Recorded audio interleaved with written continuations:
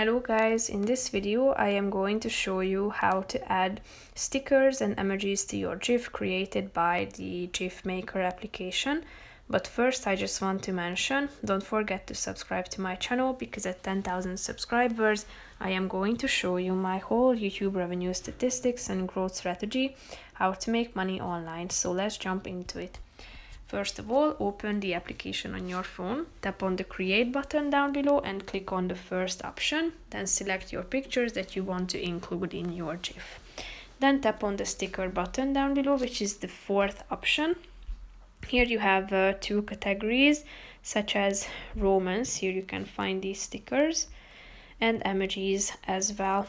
So click on the relevant one that you want to include.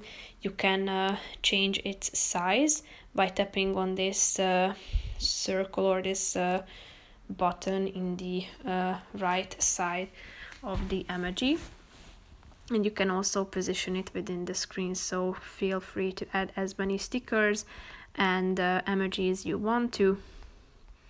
You can adjust it to the picture, change its size and position it within the GIF. If you are done with it, just simply tap on the GIF itself and then you will be able to save it. That's pretty much it for this video, guys. See you in the next one. Bye bye.